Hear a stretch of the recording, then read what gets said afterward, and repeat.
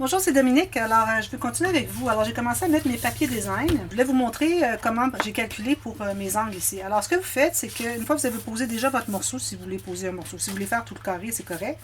Alors, ce que vous faites, c'est que vous faites la largeur dont vous avez besoin. Vous coupez le rectangle, la hauteur et la largeur, la hauteur maximale. Ensuite, vous allez placer à 1 mm d'en bas.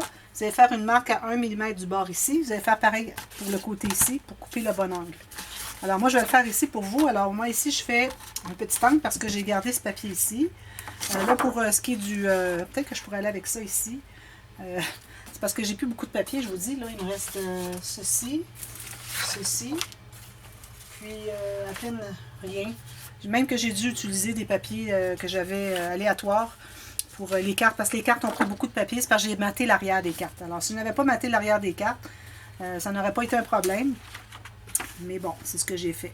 Je pourrais aller avec quelque chose comme ça, mais j'ose pas. Alors, je vais vraiment aller avec le brun ici. Alors, ce que je fais, c'est que je vais calculer la largeur. Idéalement, on se rend jusqu'au tissu.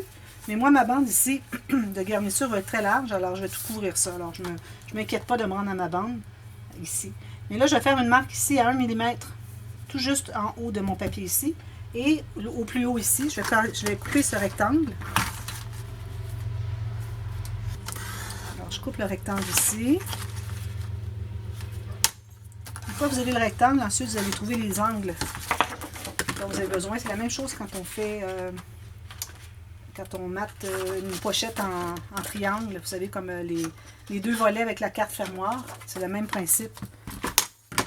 Alors, une fois que j'ai mon rectangle, alors je l'installe tout juste là où il va arriver, sur le côté de mon papier ici.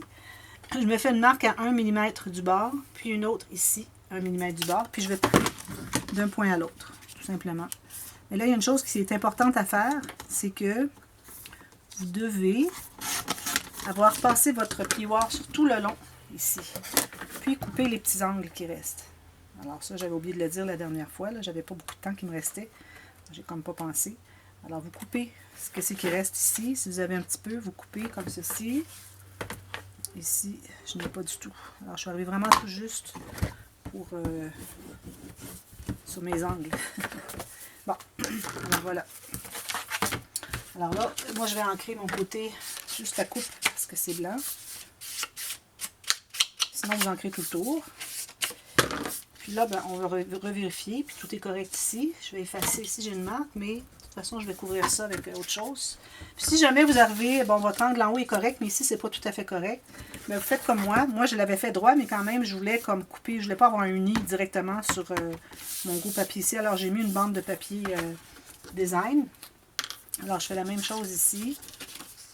Je vais mettre mon papier.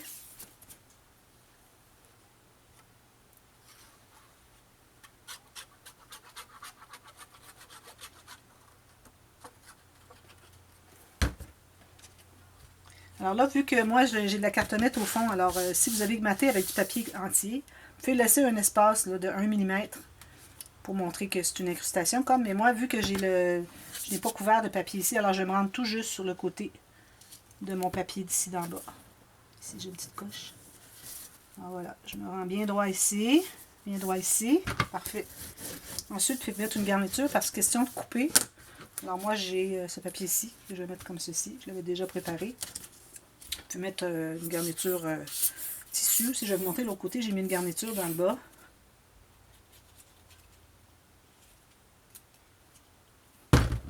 Alors je mets ça ici. Je vais préparer ma petite bande, puis je peux m'assurer que ça soit bien droit. Alors je mesure la base de la bande jusqu'en bas, j'ai 15-2. Ici j'ai 15-2. L'important c'est d'être bien droit ici. Parce qu'ici, ça va être couvert. C'est pas grave si ça n'arrive pas exactement pareil, exactement au bord. Voilà. Alors, c'est ça. Ici, j'ai mis une garniture, c'est comme le liège. C'est la même chose que j'ai pour ma tranche. Parce que pour ma tranche, elle est plus large. J'ai pris plus large parce que je vais mettre une autre garniture par-dessus. Alors, comme ceci. Vous voyez? Là aussi, une autre chose, c'est que j'ai plié. Alors, j'ai plié l'intérieur. Je suis allée avec mon plioir. J'ai fait 2 plis. Un chaque côté des fentes qu'il y a entre, les espaces qu'il y a entre les cartonnettes. Puis j'ai plié. Je me suis assurée que mon tissu était bien collé des deux côtés. Ici, peut-être que ça en prendrait un petit peu plus. Je vais en mettre Puis, voilà, regarde, donc ici, ça manque beaucoup même.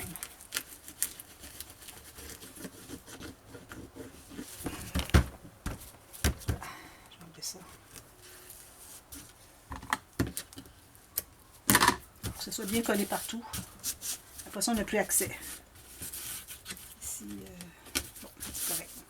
Alors voilà, alors là j'ai ma garniture qui est ici. Quand je vais poser ma garniture, moi ici elle ne s'effiloche pas, alors je vais la faire arrêter tout juste sur le côté ici. Même chose en bas, sauf qu'ici il faut que je donne un petit angle, parce que j'ai un angle dans mon couvert. Excusez, je vais tourner un petit peu la caméra. Voilà. Alors je vais couper dans ce sens-ci, un tout petit angle. Voilà. Idéalement quelque chose qui ne s'effiloche pas, c'est ce que ça prend. Puis je vais l'arrêter tout juste ici, sur le côté de l'autre.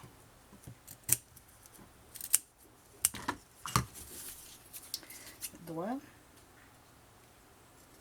Je vais mettre ma colle ici. Alors colle moitié sur le papier, moitié sur le tissu pour bien, surtout avec du jupe, là, on veut vraiment immobiliser les fils pour ne plus que ça s'effiloche. C'est important de mettre une garniture pour bien réunir ça ensemble. Oh. Alors ça, je vais mettre ça ici. Je vais dépasser un petit peu avec ma colle. Moitié-moitié, idéalement. Puis là, ce que je vais faire, c'est que, premièrement, je vais enlever l'excès de colle ici parce que j'ai dépassé un petit peu. Cette colle-là est facile à retirer. Puis là, je vais plier pour voir si je suis vraiment égale avec ma tranche. Je crois que c'est assez bien. Parfait. Quand vous voulez voir si quelque chose est égal, je vous recommande de regarder dans les deux angles, comme ceci et comme ceci. Parce que parfois, on pense que c'est droit ici, mais on regarde ici et c'est pas droit. Alors, c'est important vraiment de bien faire la vérification. Ici, je vais tirer un tout petit peu. Je fais ça ici. Même chose ici. Alors, il va partir en bas ici. Je vais l'avoir bien droit. Comme ceci. Puis, je vais l'arrêter ici en angle. Attention, il faut que vous mettez vraiment là où vous allez le mettre parce que l'angle est plus haut. Si vous le faites plus bas, ça ne fonctionne pas. Votre angle est plus haut. Comme ceci. Puis je vais l'ajuster après. Comme ceci. Je vais mettre ma colle.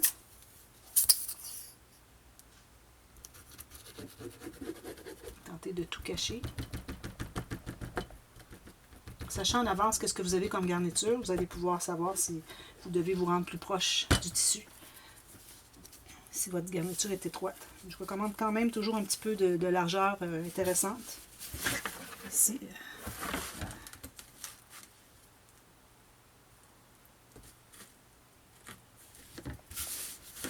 Alors ici, je suis plus... C'est pas nécessaire que ça soit égal des deux côtés. Idéalement, oui, mais bon, si c'est pas le cas, c'est pas le cas. Hein? Ici, j'aurais aimé que ça soit plus collé. Et où c'est pas collé ici. Mais bon. Voilà. Alors ici... Ensuite, moi, j'avais une autre garniture que je voulais mettre, mais je crois que je vais la mettre après. À moins que je la mette tout de suite parce que je voudrais bien rabattre les fils ici. Alors, je vais la coller tout de suite. Alors là j'ai de la colle.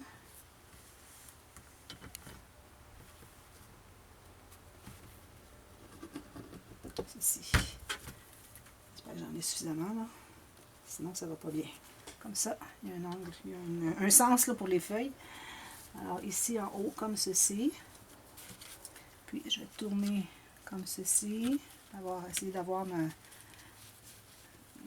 ma tresse de jute droite, pas twistée comme on dit, twistée, tordue, égale idéalement, comme ceci, un petit peu ici, j'en ai suffisamment pour l'autre côté, je vais couper ça.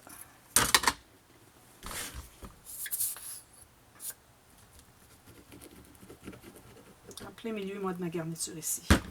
Alors, je vais dépasser les trois. Je vais les détresser quand je vais les coller dessous pour que ce soit plus mince.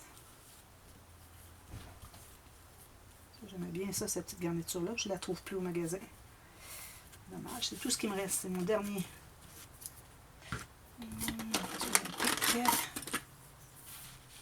Ici, comme ça. Ici, comme ça, petite feuille. Ici. vais m'en garder un petit bout ici pour rabattre derrière. Je vais enlever les feuilles. Je vais garder juste le tressage.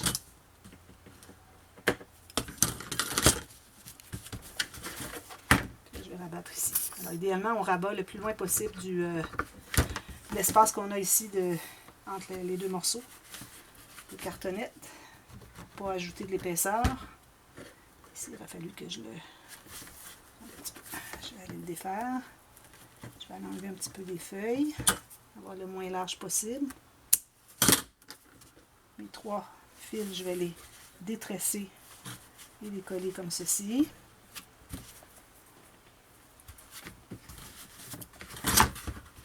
Même chose ici. 3 fils détressés, bien collés ici. Puis ici, je vais devoir enlever encore la feuille. Hop.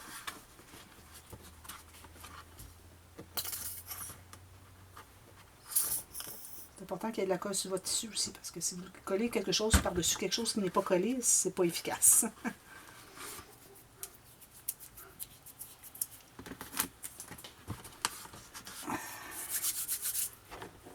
Quand même quelques secondes avant que ça soit immobilisé. Bon, alors lui ici, je vais enlever la feuille. Puis je vais mettre la colle ici. J'ai plein de colle après les doigts, ça travaille très mal. C'est la colle à tissu qui est très... il laisse beaucoup de résidus sur les doigts. Bon, là je pense que je vais être correct. Alors ensuite, on va pouvoir ouvrir notre tranche. Une fois que nos garnitures sont posées. Alors le fait qu'on doit poser, avant de poser les garnitures, on doit poser les papiers. C'est pour ça qu'on doit tout mapper ici. Mais toute la finition, je fais ça après pour ne pas rien endommager parce qu'on va travailler encore avec sur le projet, sur le couvert. Alors voilà, maintenant ce qu'on fait, on va prendre un morceau de papier. Alors là, je ne crois pas avoir suffisamment avec mes chutes. Alors je vais me prendre un morceau plus large. Parce que là, idéalement, si on peut couvrir toutes les garnitures, c'est parfait. Alors ici, ma largeur est correcte. Puis si je me rends ici, j'ai juste la bonne hauteur. Alors vous calculez 1 mm ou 2 en haut, en bas. Puis vous tentez de couvrir toutes les garnitures. Alors là, ici, maintenant, on va coller ici tout ce qui est papier. On va mettre suffisamment de colle pour pas que ça fasse de poche quand on va plier. Puis ici, c'est important de mettre la colle chaque côté des espaces entre les cartonnettes pour que ça fixe bien, pour pas que ça fasse de poche quand on va plier. Je peux vous le dire par expérience. Puis ensuite, ici, je mets de la colle à tissu parce que j'ai du tissu en haut. Peut-être que je vais devoir couper un petit peu sur les côtés, les coins ici, à cause de l'angle que j'ai. Alors on ajustera quand ça sera sur le projet. On va le poser comme ceci. 1 mm en bas, 1 mm en haut. Comme vous voyez ici, mes pointes ressortent un peu. Alors je vais aller tout juste faire une petite pointe ici. Puis ici. Juste pour suivre l'angle. Alors si j'avais 1 mm partout, je vais m'assurer d'avoir 1 mm sur mon angle aussi. Alors là, on presse tout ça.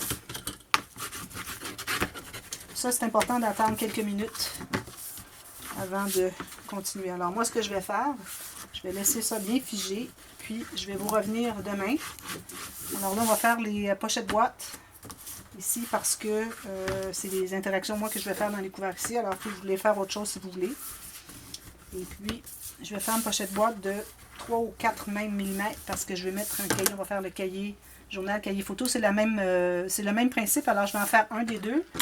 Puis, le cahier journal, c'est avec du papier. Alors, moi, j'ai du papier teint outé. Ici, quelque part. Est-ce qu'il est mon papier? Ici. Non. Voilà. Papier teint outé. Petit papier comme ceci. Petit cahier ici. Et puis, pour ce qui est du cahier à photo, au départ, on peut avoir peut-être plus grand parce qu'on a quand même un grand espace. Alors, on peut même le petit cahier ici pour un peu plus grand aussi. Là. Mais bon, moi, j'avais ces papiers-là. Je vais les récupérer. Je fais un petit cahier avec.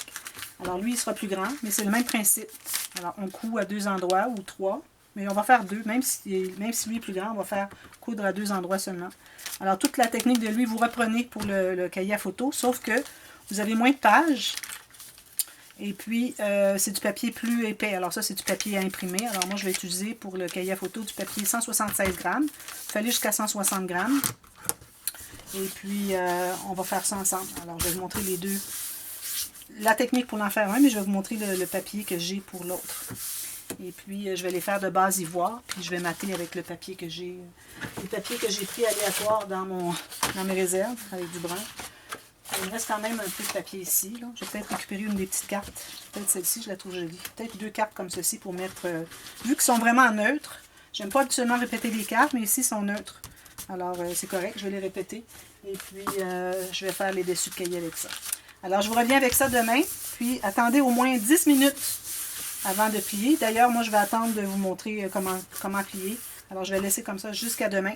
Et puis, je vais vous montrer comment on plie. Alors, si vous voulez attendre, je vais vous montrer la technique. C'est important de le faire correctement. Alors, on se voit demain. Merci. À bientôt. Bye bye.